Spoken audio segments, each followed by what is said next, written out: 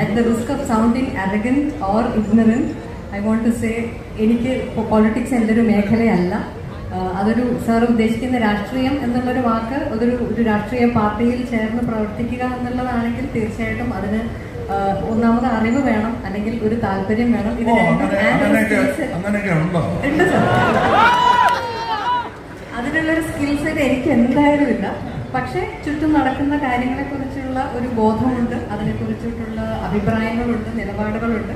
പക്ഷെ അത് എപ്പോഴും അങ്ങനെ ഒരു പബ്ലിക് പ്ലാറ്റ്ഫോമിൽ പറയേണ്ടതാണെന്നോ അല്ലെങ്കിൽ ആരെങ്കിലും അടിച്ചേൽപ്പിക്കേണ്ടതാണെന്നോ ഉള്ളൊരു വിശ്വാസം എനിക്ക്. എന്നാലും മഞ്ജു ഇപ്പോൾ ഹൗ ഓൾഡ് ആർ യു, ഉദാഹരണം സുജാത, എന്നും എപ്പോഴും ആ സിനിമകളിലൊക്കെ അതിന്റെ ഒരു രാഷ്ട്രീയം ഒരു അന്തർധാരയായിട്ടുണ്ട്.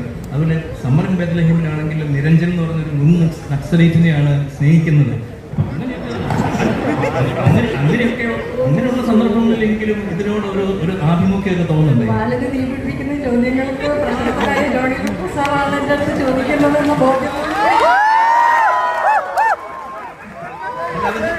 ചോദ്യങ്ങൾക്ക് മറുപടി പറയാതിരിക്കാൻ വേണ്ടിയാണോ ഇത് പറയുന്നത്? ഇല്ല സാർ, ഞാൻ ഒന്നിനെയും ഇങ്ങനെ ആവശ്യത്തിൽ കൂടുതൽ പ്രാധാന്യം കൊടുത്ത് ആഴത്തിൽ ചിന്തിച്ച് തല പുകച്ചുകൊണ്ടിരിക്കുന്ന ഒരാളല്ല. വളരെ ലൈറ്റ് ഹാർട്ടഡ് ആയിട്ട്, ഓപ്റ്റിമിസ്റ്റിക് ആയിട്ട്, നല്ല കാര്യങ്ങൾ മാത്രം ചിന്തിച്ച് പോയി സമാധാനത്തോടെ ജീവിക്കാൻ ആഗ്രഹിക്കുന്ന ഒരാളാണ്.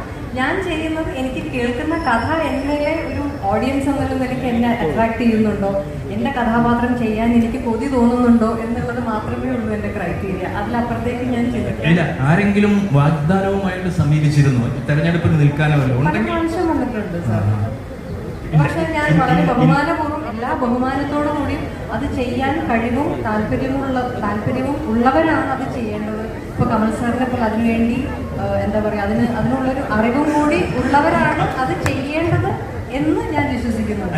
അതിനുള്ള സ്കിൽ സെറ്റ് എനിക്കില്ല. എനിക്ക് കമൽ സാറിനോടുള്ള ഒരു സംശയം, കാരണം